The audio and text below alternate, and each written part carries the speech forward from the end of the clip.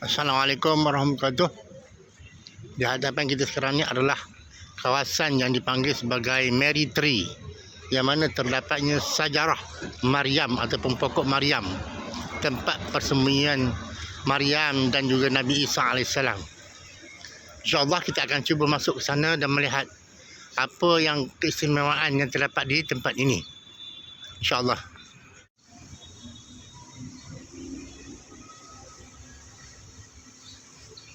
Ini adalah perjalanan bonda Maryam dan juga Nabi Isa daripada Palestin dan menuju ke Mesir mengikut fahaman orang-orang Kristian Koptik, di mana bonda Maryam dan Nabi Isa AS telah menetap di Mesir selama 3 tahun secara berpindah randah daripada satu tempat ke satu tempat, sehinggalah matinya Gubernur ataupun penguasa Palestin Herodes. Barulah Maryam dan anaknya kembali semula ke Palestin.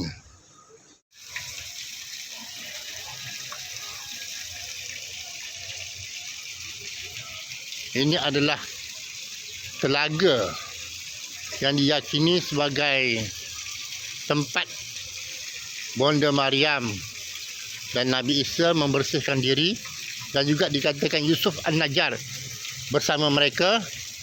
Di sinilah mereka mandi, membersihkan diri, dan juga Nabi Isa dimandikan oleh ibunya.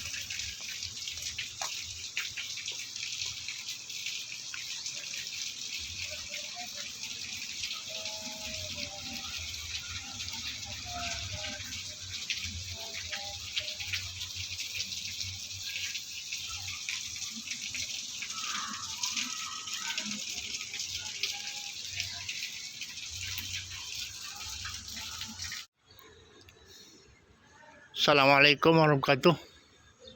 Kita sekarang berada di Al-Matariyah. Al-Matariyah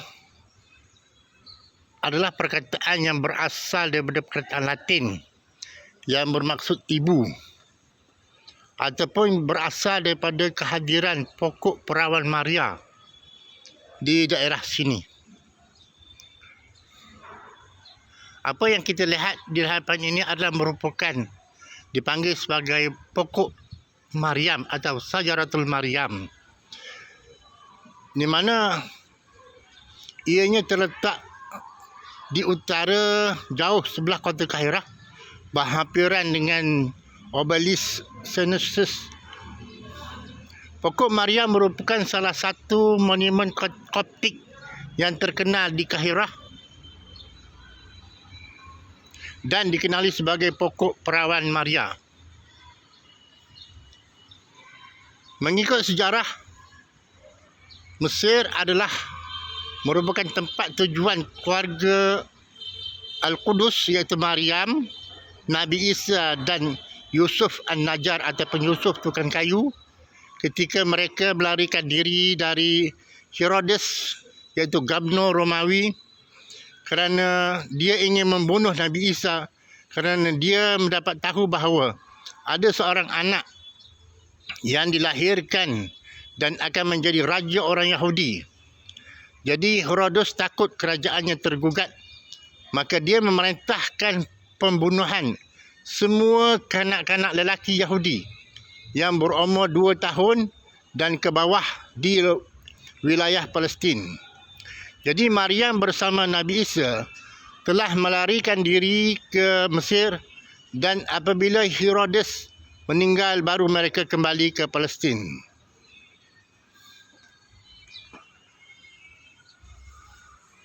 Setelah Maryam melarikan diri ke Mesir, Raja Herodes telah menghantar seseorang mencari Maryam dan Nabi Isa, dan dia dapat mengintip bahawa tempat-tempat mereka dapat mengintip berita tempat mereka kerana telah berlaku keajaiban kepada Nabi Isa semasa dalam perjalanan. Dan di antara cerita dan diketahui iaitu di mana patung-patung dan juga berhala-berhala akan jatuh dan hancur apabila Nabi Isa melintasinya. Cerita ini menjadi masyhur dan tersebar sehingga sampai ke telinga Raja Herodes. Lalu dia menghantar tenteranya dan meminta juga kepada penguasa Mesir bersama dalam misi pencarian ini. Apabila Maryam mengetahui orang-orang Herodes mengejar mereka dan mendekati mereka, lalu mereka bersembunyi di bawah pohon ini, dan pohon itu membungkuk ke atas mereka dengan cabang-cabangnya dan menyembunyikannya sepenuhnya ketiga-tiga mereka dari mata tentera Herodes, sehinggalah rombongan itu berlalu. Mengikut Al-Maqrizi, seorang sarjana Islam yang hidup sekitar pertengahan abad ke-15 Masihi, menyatakan bahawa keluarga Maryam sampai berhampiran Ansyam dan menuju ke arah Matariya, dan di sana mereka berehat di sebuah mata air, dan Maryam dan Nabi Isa mandi dan beliau membasuh pakaian Nabi Isa dan menuangkan pencuci air. Maka Tuhan telah menumbuhkan pokok elderberry, dan tidak terdapat pokok ini di mana-mana tempat di negeri Mesir, kecuali di sini. Seterusnya mereka minum dari air telaga yang sekarang dihormati oleh orang Kristian, dan mereka percaya airnya menjadi penawar.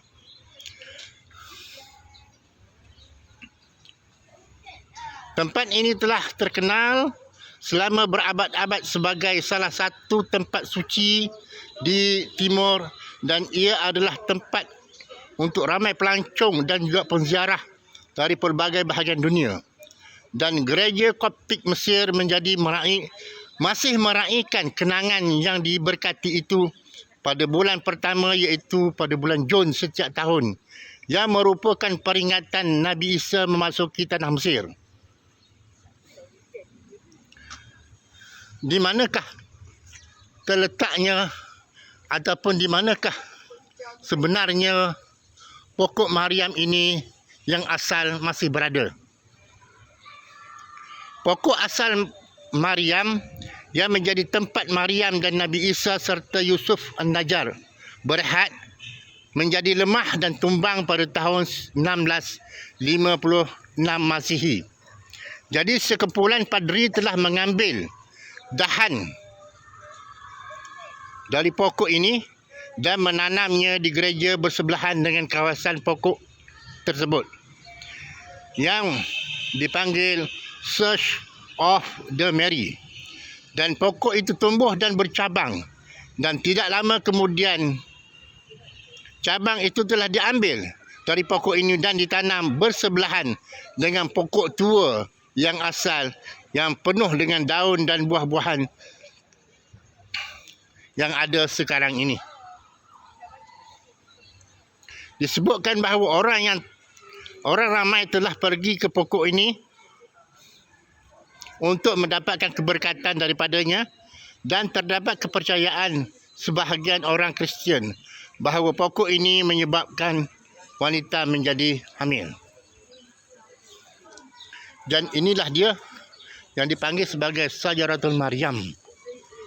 Dan walaupun bukannya merupakan pokok asal, tetapi ianya adalah merupakan pokok yang ditunasi semula berasal daripada pokok yang asli, yang telah menjadi mukjizat menyelamatkan Nabi Isa dan bondanya Maryam.